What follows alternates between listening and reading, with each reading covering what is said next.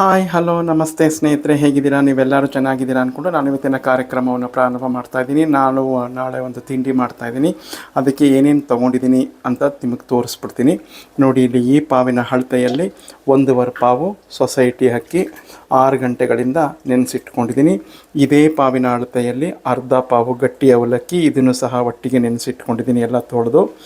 ಆ ಪಾವಿನ ಅಳತೆಯಲ್ಲೇ 1 ಪಾವು ಉದ್ದಿನ ಬೇಳೆ, ನಿಮ್ಮ ಹತ್ರ ಉದ್ದಿನ ಕಾಳಿದ್ರೂ ನಡೆಯುತ್ತೆ, ಅರ್ಧ ಪಾವು ಸಬ್ಬಕ್ಕಿ, ಎರಡನ್ನೂ ಒಟ್ಟಿಗೆ ತೊಳೆದು ಒಟ್ಟಿಗೆ ನೆನೆ ಹಾಕ್ಕೊಂಡಿದ್ದೀನಿ.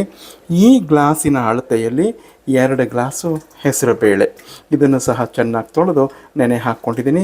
ಈಗ ಮೊದಲಿಗೆ ಉದ್ದಿನ ಬೇಳೆ ಸಬ್ಬಕ್ಕಿನ ನುಣ್ಣಗೆ ರುಬ್ಕೊತೀನಿ, ನಂತರ ಹೆಸರು ಬೇಳೆಯನ್ನು ನುಣ್ಣಗೆ ರುಬ್ಕೊತೀನಿ, ಆಮೇಲೆ ಅಕ್ಕಿ ಮತ್ತು ಗಟ್ಟಿ ಅವಲಕ್ಕಿ ಎರಡೂ ಹಾಕ್ಕೊಂಡು ರುಬ್ಕೊಂಡು ಎಲ್ಲ ಬೆರೆಸಿ ಉಪ್ಪು ಹಾಕಿಟ್ಟು ನಂತರ ನಿಮಗೆ ತೋರಿಸ್ತೀನಿ. ಸ್ನೇಹಿತರೆ ನೋಡಿ, ಇಲ್ಲಿ ಹೆಸರು ಬೇಳೆನೂ ಸಹ ನಾವು ನುಣ್ಣಗೆ ಈ ಉದ್ದಿನ ಬೇಳೆ ಹದದಲ್ಲೇ ಗಟ್ಟಿಗೆ ರುಬ್ಕೋಬೇಕು, ಗೊತ್ತಾಯ್ತಾ? ನಾನು 2 ಟ್ರಿಪ್ ಮಾಡಿಕೊಂಡು ಹೆಸರು ಬೇಳೆಯನ್ನು ರುಬ್ಕೊತಾ ಇದ್ದೀನಿ. ಸ್ನೇಹಿತರೆ ನೋಡಿ, ಎಲ್ಲ ಸಂಪೂರ್ಣ ರುಬ್ಬಿ ಉಪ್ಪು ಹಾಕಿ ಚೆನ್ನಾಗಿ ನನ್ನ ಅಂಗೈಯಲ್ಲಿ ತಿರುವಿ ಇಟ್ಟಿದ್ದೀನಿ. ಅರ್ಧ ಇದೆ, ಆದರೂ ನನಗೆ ಭಯ. ಇನ್ನೊಂದು ಚಿಕ್ಕ ಪಾತ್ರೆಗೆ ಸ್ವಲ್ಪ ಸಂಪಣವನ್ನು ತೆಗೆದು ಎತ್ತಿಟ್ಟು ನಂತರ ಮುಚ್ಚಿ ಅದನ್ನು ಇದ್ರ ಮೇಲೆ ಇಡ್ತೀನಿ. ಯಾಕೆಂದರೆ ಉಬ್ಬನ್ನು ಸುರಿದೋದ್ರೆ ಕಷ್ಟ, ಸೆಕೆ ತುಂಬ ಇರೋದರಿಂದ ಉಬ್ಬನ್ನು ಸುರಿದು ಬಿಡುತ್ತೆ. ನಂತರ ನಾನಿವಾಗ ಬೆಳಗ್ಗೆ ಶೇರ್ ಮಾಡ್ತೀನಿ ನಿಮಗೆ. ಈಗ ಇದನ್ನು ಮುಚ್ಚಿಟ್ಬಿಡ್ತೀನಿ. ಹಾಯ್ ಹಲೋ ನಮಸ್ತೆ ಶುಭೋದಯ ಸ್ನೇಹಿತರೆ, ಹೇಗಿದ್ದೀರಾ? ನೀವೆಲ್ಲರೂ ಚೆನ್ನಾಗಿದ್ದೀರಾ ಅಂದ್ಕೊಂಡು ನಾನು ಇವತ್ತಿನ ಕಾರ್ಯಕ್ರಮವನ್ನು ಪ್ರಾರಂಭ ಮಾಡ್ತಾಯಿದ್ದೀನಿ. ನೆನ್ನೆ ಹೆಸರು ಬೇಳೆ, ಉದ್ದಿನ ಬೇಳೆ, ಅಕ್ಕಿ, ಅವಲಕ್ಕಿ ಎಲ್ಲ ರುಬ್ಬಿದ್ದು ನಾನು ನಿಮಗೆ ತೋರಿಸಿದ್ದೆ. ಅದನ್ನು ಬೇರೆ ಪಾತ್ರೆಗೂ ಸ್ವಲ್ಪ ಹಾಕಿ ಉಬ್ಬಂದ್ಬಿಟ್ರೆ ಕಷ್ಟ ಅಂತ ಇಟ್ಟಿದ್ದೆ. ನೋಡಿ ಎಷ್ಟು ಚೆನ್ನಾಗಿ ಉಬ್ಬಿಕೊಂಡು ಬಂದಿದೆ. ಸೆಕೆ ತುಂಬ ಇತ್ತಲ್ವ, ನೋಡಿ ಎಷ್ಟು ಚೆನ್ನಾಗಿ ಬಂದಿದೆ. ನೋಡಿದ್ರೆ ಖುಷಿ ಆಗುತ್ತೆ. ನೋಡಿ ತುಂಬ್ಕೊಂಡು ಬಂದಿದೆ. ನಾನು ಹಾಗೆ ಬಿಟ್ಬಿಟ್ಟಿದ್ರೆ ಈ ಪಾತ್ರೆಗೆ ಸ್ವಲ್ಪ ಹಾಕಿದೆ, ಕೆಳಗೆಲ್ಲ ಚೆಲ್ಲೋಗ್ಬಿಡ್ತಿತ್ತು. ಸೊ ಆದ್ದರಿಂದ ಈ ರೀತಿ ಮಾಡ್ಕೊಂಡಿರೋದ್ರಿಂದ ನೋಡಿ 2ರಲ್ಲೂ ಉಬ್ಬು ಬಂದಿದೆ. ಈಗ ಇದರಲ್ಲಿ ರುಚಿಕರವಾದ ಆರೋಗ್ಯಕರವಾದ ಇಡ್ಲಿಯನ್ನು ಮಾಡೋಣ. ಈ ಇಡ್ಲಿಗೆ ಚಟ್ನಿ ರೂಪದಲ್ಲಿ ನಾನು ಸೋರೆಕಾಯಿ ಚಟ್ನಿ ಮಾಡ್ತಾಯಿದ್ದೀನಿ. ಸೋರೆಕಾಯಿ ಸಿಪ್ಪೆಯ ಚಟ್ನಿ. ನಾನು ಸೋರೆಕಾಯಿ ಹುಳಿ ಮಾಡ್ತಾಯಿದ್ದೆ, ಅದನ್ನು ಸೋರೆಕಾಯಿ ಬೇಯಿಸೋಕೆ ಇಟ್ಟಿದ್ದೆ. ಇಲ್ಲಿ ಬೇಳೆ ಟೊಮೆಟೊ ಬೇಯಿಸ್ಕೊಳ್ತಾ ಇದ್ದೀನಿ. ಆ ಸಿಪ್ಪೆ ಎಳಸಾಗಿದ್ದರೆ ಅದನ್ನು ತೆಗೆದು ತುಂಬ ಚೆನ್ನಾಗಿ ಆರೋಗ್ಯಕರವಾದ ಚಟ್ನಿಯನ್ನು ಮಾಡ್ಕೋಬೋದು. ನಿಮಗೆ ಬೇಕು ಅಂದರೆ ವಿಡಿಯೋನ ಅಪ್ಲೋಡ್ ಮಾಡ್ತೀನಿ.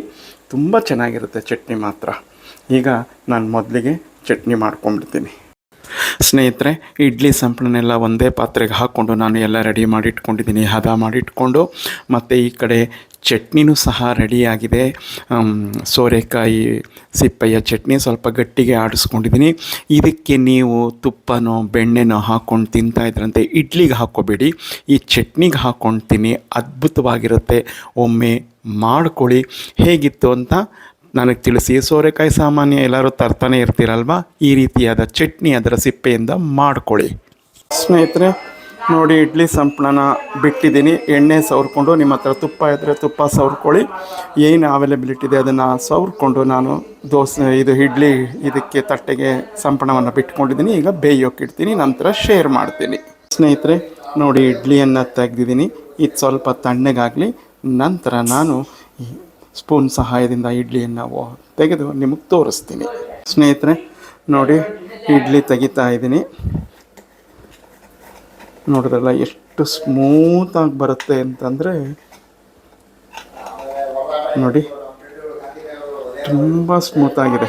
ಹೆಸರುಬೇಳೆ ಇಡ್ಲಿ ಆರೋಗ್ಯಕರವಾಗೂ ಇರುತ್ತೆ. ನೀವು ಮಾಡ್ಕೊಳ್ಳಿ. ಹೇಗಿತ್ತು ಅಂತ ನನಗೆ ಕಮೆಂಟ್ನಲ್ಲಿ ಮರೆಯದೆ ತಿಳಿಸಿ. ಮೃದುವಾಗಿ ನೋಡಿ, ಹತ್ತಿ ಥರ ಇದೆ, ತುಂಬ ಚೆನ್ನಾಗಿದೆ.